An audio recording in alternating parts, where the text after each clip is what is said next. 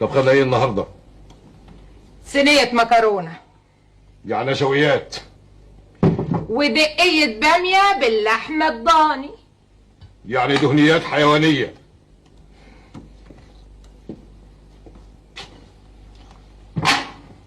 وايه ده؟ شوربة؟ لا، دي التخديعة بتاعت صينية اللحمة. يعني رخرة دسمة بقى؟ ده معقول ده؟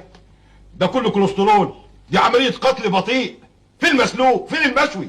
60 مرة قلت لك صحتنا ما بقتش تتحمل اكل بالنوع ده. اسلوب الطبيخ في البيت لازم يتغير. اسلوب المطبخ المصري كله لازم يعاد فيه النظر من جديد. وانا اعمل لك ايه بس؟ السلام عليكم، ازيكم يا احلى المتابعين؟ عاملين ايه؟ كل سنه وانتم طيبين ورمضان كريم عليكم جميعا. قلت ابدا الفيديو كده بجزئيه كده من مسلسل قديم، انا مش عارفه اسمه الصراحه، اللي عارف اسمه يكتبوا لي تحت في التعليقات.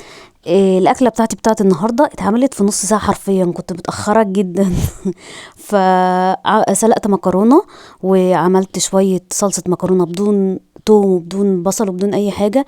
والبانيه ده انا كنت متبلاه وكان في الفريزر، طلعته التتبيله جاهزه، بس للاسف انا مصورتش التتبيله. انا الواحد في رمضان يعني بيحب ينجز شويه، فده اللي لحقت ان انا اعمله معاكم بقى. والتتبيله بالمناسبه بيبقى فيها، بحط فيها طماطمايه وبصلايه واي توابل عندك، وتحطي كمان بيضه، يعني تحطي كمان بيضه فوقيهم، فتطلعي من التتبيله على طول وتحطي في البقسماط على طول. مش هنحط بقى لسه في بيض وبقسماط، لا، هي البيضه على البانيه نفسه. وانا هنا كنت بعد اللهم صل على النبي القطع، عشان الاكله دي هخليها تكمل معايا يومين، لان انا كان عندي عزومه بتاعه ماما. وطبعا اللي انتوا شايفينه ده ستريبس، يعني انا اللي كان عندي صدر فرخه وانا اللي قطعته بالطريقه دي. لما مش بعرف اقطعه زي الفرارجي كده بانيه، بعمله ستريبس، بينفع معايا قوي.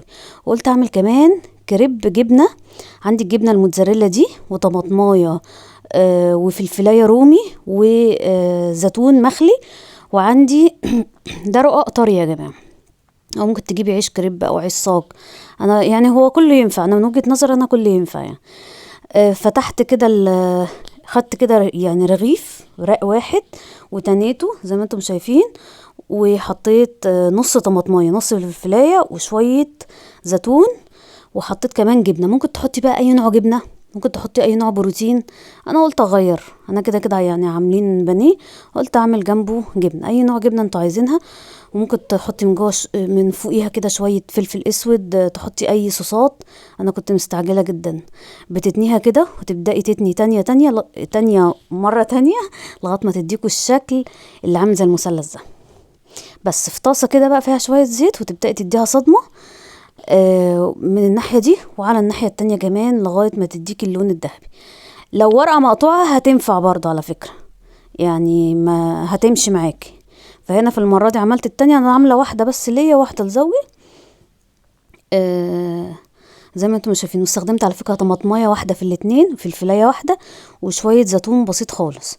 وكان عندي جبنة الموتزاريلا دي، بس كانت حادقة، مش عارفة ليه الجبنة الموتزاريلا دي حادقة شوية، النوع اللي انا بستخدمه ده. وهنا رحت حاطه شويه فلفل اسود، انا بموت في الفلفل الاسود الصراحه. برضه هتتنيها وهتشوحيها على الطاسه بالمنظر ده لغايه ما تديك اللون الذهبي ده، شايفين؟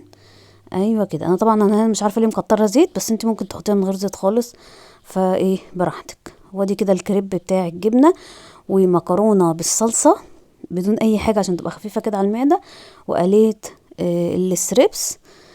بس كده. انا ما بجيبش حاجات على فكره مجمده، انا اللي بعمل الستريبس في البيت، ما بحبش الحاجات المجمده دي. كان عندي بقى تاني يوم العزومه بتاعه ماما، فانا قلت ما بدهاش بقى، انا لازم اي عزومه يا جماعه، لو انت لسه عروسه جديده ولسه يعني اول رمضان ليكي، تحضري العزومه من قبلها بيوم، تحضري لها من بالليل، ماشي؟ ممكن عزومه تحضري لها قبلها يومين 3 كمان. فانا كنت عامله الجلاش ده في عزومه حماتي، فماما قالت لي لا اعمله لي كمان، اللي هو الجلاش المحشي مكسرات كده بطريقة نادية السيد. انا دايما على فكرة لما ببقى اي طريقة بشوفها من النت بقول دي مش طريقتي، انا جايباها بتاعت فلانة.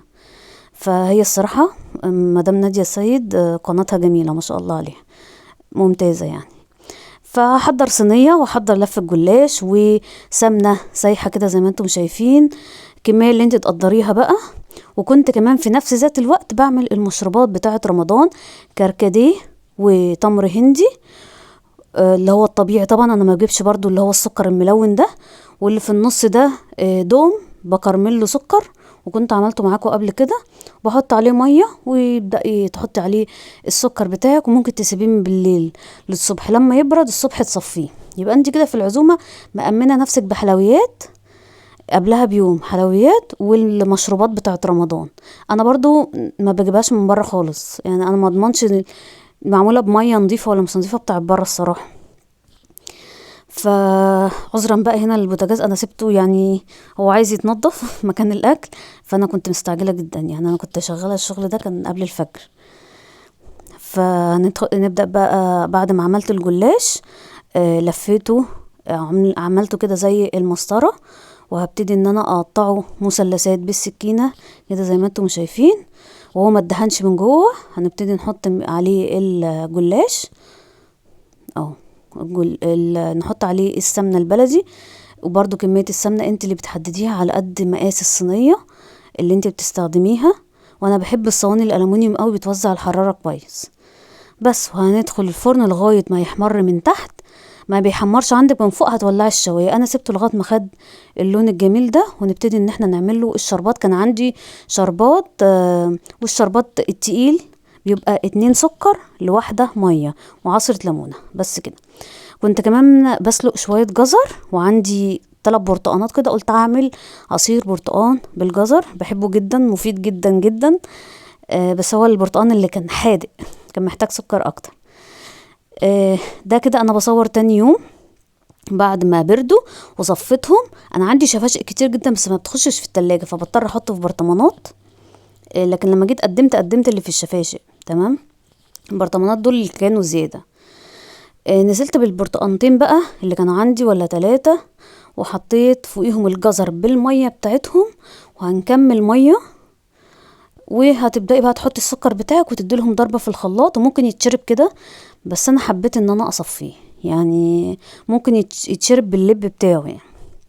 بس انا قلت ان انا اصفيه. هو الصراحه كان محتاج سكر تاني، لان البرتقان كان حادق قوي. برتقان المفروض ده برتقان عصير، صدقوا انا حتى الان ما بعرفش افرق ما بين برتقان العصير والبرتقان الاكل.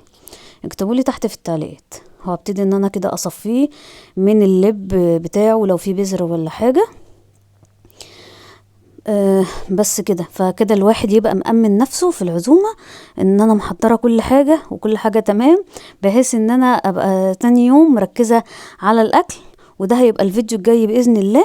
هنعمل العزومة بتاعت ماما، وقلت حبيت ان انا اعملها لها قبل ما تخلص العشرة الاواخر في رمضان.